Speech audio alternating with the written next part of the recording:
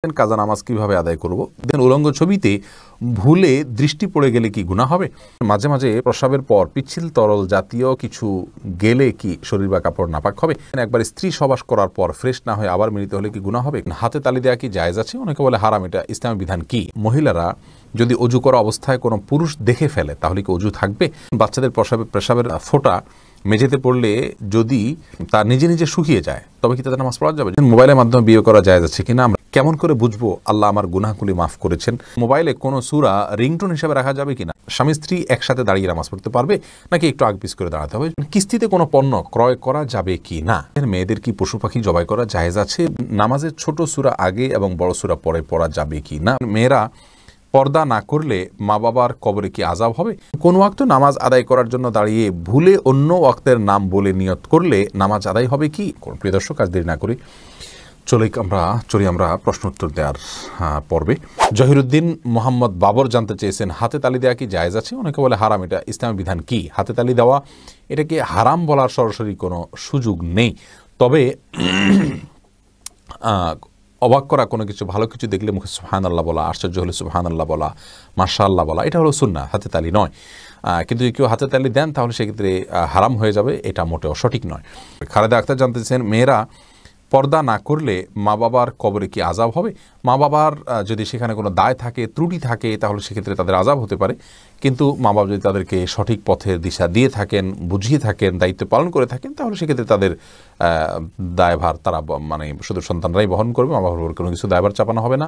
আল্লাহ বলেছেন, লা তাজিরু ওয়াজরাতুন উযরা উখরা, কারোর দায়ভার অন্য কেউ বহন করবে না। লাইসা আল ইনসানু ইল্লা মা সাআ, প্রত্যেকে যা করবে তারই তিনি দায় নিবেন।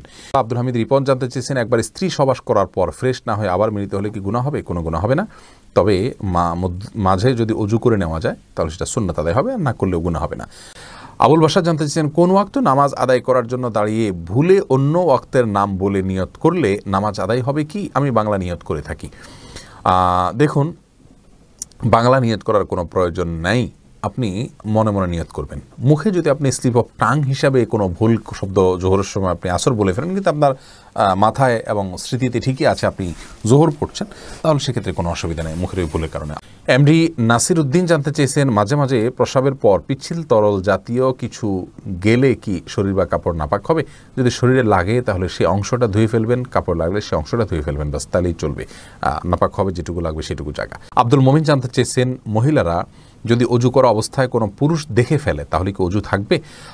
দেখুন ভাই আব্দুল মমিন, অজু করা অবস্থায় কোনো পুরুষ দেখলে অজু ভাঙবে এমন নয়, তবে সেটা যদি ইচ্ছাকৃত দেখেন তাহলে গুনাহ হবে, আর অনিচ্ছাকৃত হলে গুনাহও হবে না।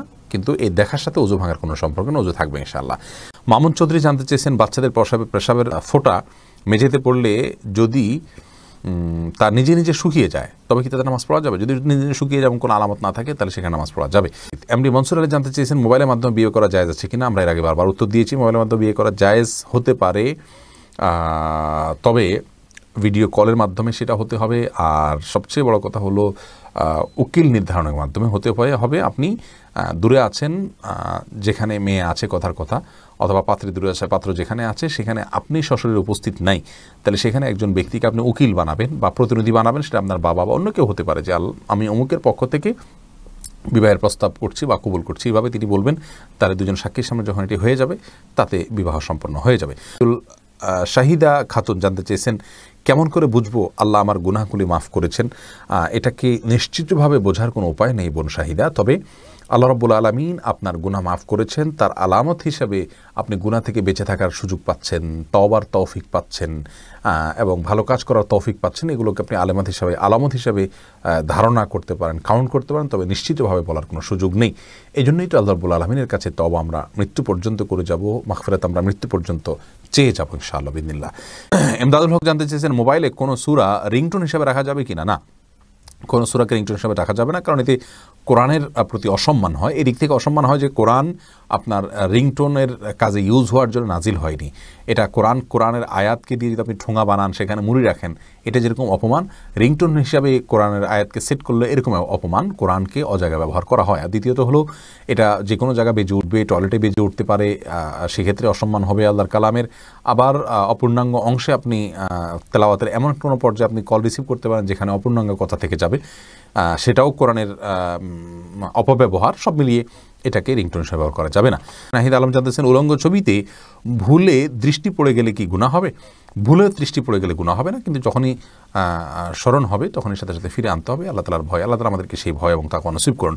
জান্নাতুল বাকিয়াহ মুনি আপনি জানতে চেয়েছেন, স্বামী স্ত্রী একসাথে দাঁড়িয়ে নামাজ পড়তে পারবে নাকি একটু আগ পিছ করে দাঁড়াতে হবে? প্রত্যেকে যার যার নামাজ যদি পড়েন, স্বামীর নামাজ পড়ছেন, স্ত্রী নামাজ পড়ছেন, জামাতে পড়ছেন না, তাহলে পাশাপাশি দাঁড়িয়ে নামাজ পড়াতে কোনো অসুবিধা নেই, কিন্তু জামাতে নামাজ পড়লে সামনে পিছনে দাঁড়াতে হবে। তবে পাশাপাশি দাঁড়াতে গেলে যদি মনোযোগের ব্যাঘাত ঘটে একে অন্যের, তাহলে সেক্ষেত্রে একটু আগ পাছ করে দাঁড়ানো ভালো।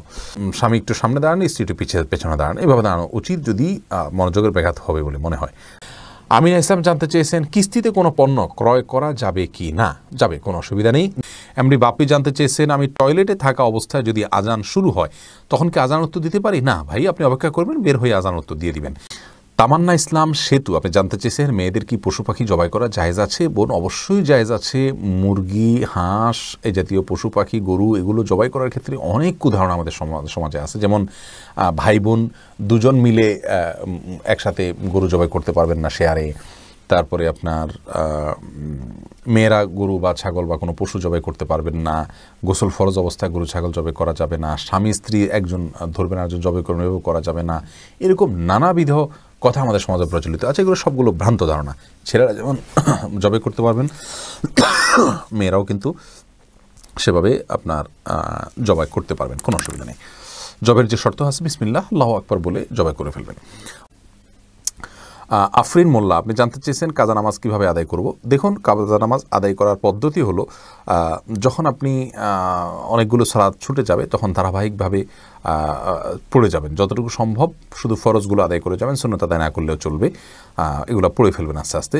মহিবুর রহমান প্রান্ত আপনি জানতে চেয়েছেন, নামাজের ছোট সূরা আগে এবং বড় সূরা পরে পড়া যাবে কি না? ভাই মহিবুর রহমান প্রান্ত, এভাবে নামাজ পড়লে নামাজ হয়ে যাবে। যেমন সূরা ফাতিহা পাঠ করার পর আপনি সূরা কাউসার পাঠ করলেন, এরপরে সূরায় আপনি ফালাক পাঠ করলেন, অথবা শুরুতে আপনি সূরায়ে ইখলাস পাঠ করলেন, এরপরে সূরায়ে ওয়াইলুল লিকুল্লি পড়লেন, তাহলে সেক্ষেত্রে প্রথম রাকাতে ছোট সূরা, বড় রাকাতে বড় সূরা পড়লেন। এভাবে নামাজ পড়লে নামাজ হয়ে যাবে, টেনশনের কোনো কারণ নেই। তবে এইভাবে নামাজ পড়লে নামাজটা সুন্দর হলো না, এটা যথার্থ হলো না, সুন্নাহসম্মত উপায় হলো না। সুন্নাহ হলো প্রথম রাকাত অপেক্ষা দ্বিতীয় রাকাত একটু ছোট হবে, এবং এভাবে আপনার এই পদ্ধতিতে আমাদেরকে সালাত আদায় করতে হবে, এটা হলো সুন্নাহ।